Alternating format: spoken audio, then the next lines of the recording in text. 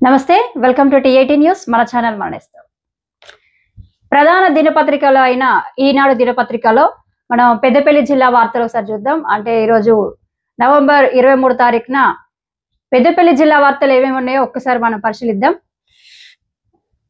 సమాజ సేవ సాయుధ శిక్షణ అంటే నేడు ఎన్సీసీ దినోత్సవం.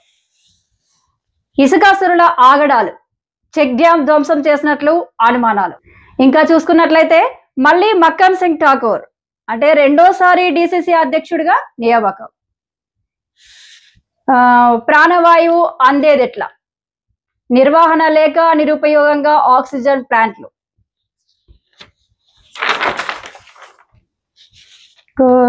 చెక్ డ్యాం కూరడంపై విచారణ చేపట్టాలి. ప్రైవేటు భద్రతా సిబ్బంది ఎంపిక. లేబర్ కోడ్లు రద్దు చేయాల్సిందే. ఫిర్యాదుల స్వీకరణకు త్వరలో వాట్సాప్ నంబర్. సింగరేణి నుంచి ఒకటి బదిలీ అధికారికి సన్మానం. చెత్తను కాల్చితే 5,000 రూపాయలు జరిమానా. ఎన్సీసీ దినోత్సవం సందర్భంగా తెలంగాణ 9వ బెటాలియన్ నిజామాబాద్ గ్రూప్ కింద నిజామాబాద్, కరీంనగర్, ఆదిలాబాద్, సంగారెడ్డి పరిధిలో ఆయా కళాశాలలు, పాఠశాలలో ఎన్సీసీ క్యాడెట్లు శిక్షణ పొందుతున్నారు. పెద్దపల్లి జిల్లాలో కళాశాల స్థాయి గోదావరికని, పెద్దపల్లి, మంథని పాఠశాల స్థాయిలో NTPC, Kendriya Vidyalaya, Saint Clare, Singareni, Sachdeva, sacred heart ఈ ఉన్నత పాఠశాల విద్యార్థులు ఒక్కో కళాశాల పాఠశాలలో 100 మంది క్యాడెట్లు శిక్షణ పొందుతున్నారు. దీనికి అనుకూలంగా ఈరోజు ఎన్సీసీ డే సందర్భంగా వాళ్ళ భావాలను పంచుకున్నారు. అందులో సల్మాన్ రాజు ఆర్మీ అధికారి లక్ష్యంగా అంటే ఎన్సీసీ తల సైనిక్ శిబిరంలో పాల్గొని ప్రతిభ చూపా. ఇప్పటి వరకు 5 ఎన్సీసీ శిబిరాల్లో పాల్గొన్నాను. ఆర్మీ అధికారిగా ఉద్యోగమే లక్ష్యంగా సాధన చేస్తున్నాను. ఇప్పటి వరకు ఐబీసీ, ఐజీసీ, TRG-1 శిబిరంలో పాల్గొనడంతో పాటు పలు శిబిరాల్లో ఉత్తమ ప్రతిభ కనబర్చానని సల్మాన్ రాజ్ అన్నారు. అదేవిధంగా ఆత్మస్థైర్యం పెరిగింది.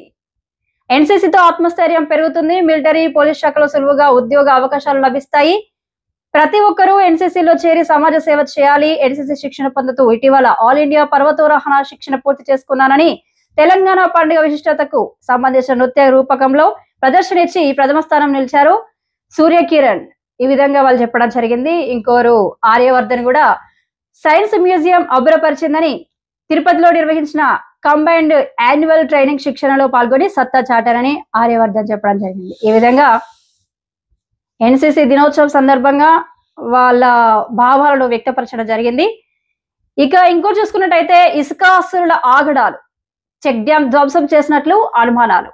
అంటే ఓదెల మండలం గుంపుల వద్ద మానేరు వాగుపై చెక్ డ్యాం ధ్వంసం పలు అనుమానాలకు తావిస్తుంది. చెక్ డ్యాం నీరు ఉండడం ఇసుక రవాణాకు అడ్డుగా ఉందని అక్రమ రవాణాదారులే కూల్చివేశారన్న భావన వ్యక్తమవుతుంది.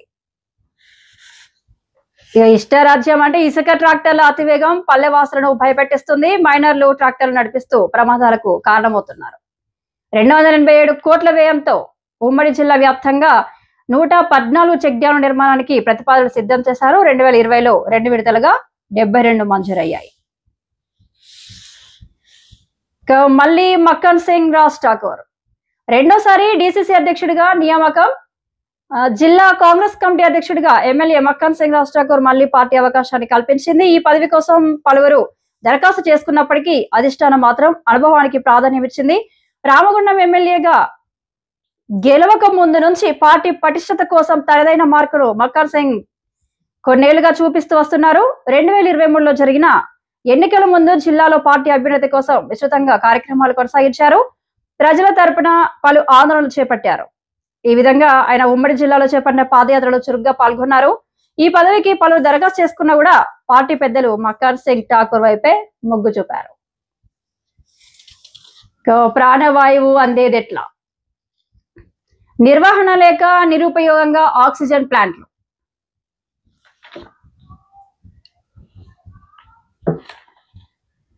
కరోనా సోకిన వారికి ప్రాణవాయువు అందించిన ఆక్సిజన్ ప్లాంట్లు నిరుపయోగంగా మారాయి. సుమారు 5 ఏళ్ల కిందట నేషనల్ హైవే అథారిటీ ఆధ్వర్యంలో ఒక్కొక్కటి సుమారు 50 లక్షల వ్యయంతో ప్రధాన ఆసుపత్రుల్లో ఆక్సిజన్ ప్లాంట్లు ఏర్పాటు చేశారు. నిర్వహణ లేక ప్రస్తుతం అలంకార ప్రాయంగా మారాయి. ఇంకా చూసుకున్నట్లయితే నాకు చెక్ డ్యాం కూరడంపై విచారణ చేపట్టాలి. బోదెల మండలంలోని గుంపుల మానేరు వాగుపై నిర్మించిన చెక్ డ్యాం కూరడంపై అనుమానం వ్యక్తం చేస్తున్నట్లు మాజీ ఎమ్మెల్యే దాసరి మనోహర్ రెడ్డి పేర్కొన్నారు. ప్రైవేటు భద్రతా సిబ్బంది ఎంపిక లేబర్ కోడ్లు రద్దు చేయాల్సిందే. సింగరేణిలో ప్రైవేట్ సిబ్బందిని డ్రా పద్ధతిలో శనివారం ఎంపిక చేశారు. RG1 ప్రాంతంలో 41 మంది ప్రైవేట్ భద్రతా సిబ్బంది అవసరం ఉండడంతో టెండర్ ప్రక్రియ నిర్వహించారు. ఎంపికైన గుత్తేదారు నియమించినందుకు 3 సంవత్సరాల కాల పరిమితితో దరఖాస్తు చేసుకున్న వారిని డ్రా విధానంలో ఎంపిక చేశారు. ఫిర్యాదుల స్వీకరణకు త్వరలో వాట్సాప్ నంబర్ అంటే కార్మికులు వారి కుటుంబ సభ్యులు తమ ఫిర్యాదులు ఎప్పటికప్పుడు తెలియజేసేందుకు వీలుగా త్వరలో ఒక వాట్సాప్ నంబర్ ను ఏర్పాటు చేయనున్నట్లు Singareni chairman managing director N Balram తెలిపారు. బదిలీ అధికారికి సన్మానం. గోదావరికని రామగుండం 1 పర్చేస్ విభాగంలో DYSEగా పనిచేసిన బదిలీపై శ్రీరాంపూర్ కు వెళ్తున్న భీమాను GM లలిత్ కుమార్ శనివారం సత్కరించారు. అనంతరం ఆయనకు రిలీవింగ్ ఆర్డర్ అందజేశారు. అధికారులు చంద్రశేఖర్, ఆంజనేయులు, సాయి ప్రసాద్, ధనలక్ష్మిబాయి, రమేష్, రవీందర్ రెడ్డి, మోహన్ వీళ్ళందరూ తదితరులు ఇంకా పాల్గొన్నారు. ఇంకోటి చూసుకున్నట్లయితే చెత్తను కాల్చితే 5,000 జరిమానా. గోదావరిలో చెత్తను కాల్చితే 5,000 రూపాయలు జరిమానా విధించడంతో పాటు చట్ట ప్రకారం చర్యలు తీసుకుంటామని జిల్లా అదనపు పాలనాధికారి జె అరుణశ్రీ అన్నారు. చెత్తను కాల్చడంలో ఎదురయ్యే అనర్థాలపై ప్రజల్లో అవగాహన కల్పించేందుకు జిల్లా నేషనల్ గ్రీన్ క్యాప్స్ ముద్రించిన పోస్టర్ను రామగుండం నగర కార్యాలయంలో శనివారం ఆవిష్కరించారు. దీనికి అంజన్ కుమార్, పర్యావరణ ఇంజనీర్ మధుకర్ కూడా పాల్గొన్నారు. ఇంకా చూసుకున్నట్లయితే కల్వర్టు శిథిలం, స్థానికుల తిప్పలు. గోదావరిఖని మేదర్ బస్తీలోని లాల్ బహదూర్ నగర్ కు వెళ్లే ప్రధాన రహదారికి ఆనుకొని ఉన్న గల్లీ రోడ్డులోని కల్వర్టు శిథిలం. ఇలా కల్వర్టు శిథిలం కావడంతో స్థానికులు తీవ్ర ఇబ్బంది పడుతున్నారు. కల్వర్టు ఓ వైపున శిథిలమై ఇనుప రాడ్లు తేలాయి. అయినా మరోవైపు దాదాపుగా ఇదే పరిస్థితి. ఎప్పుడు కూలుతుందో అని స్థానికులు ఆందోళన చెందుతున్నారు. మరోవైపు దాదాపుగా ఇదే పరిస్థితి నెలకొంది. ఎప్పుడు కూలుతుందో అని స్థానికులు ఆందోళన చెందుతున్నారు. కల్వర్టు మరమ్మతుకు నగరపాలిక చర్యలు తీసుకోవాల్సిందిగా కోరుతున్నారు.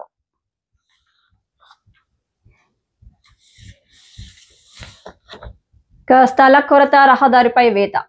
ఎలియేడు మండలం లోకపేట నుంచి సుల్తానాబాద్ మండలం కొదురుపాకకు వెళ్లే రహదారిపై రైతులు ధాన్యాన్ని ఆరబోశారు.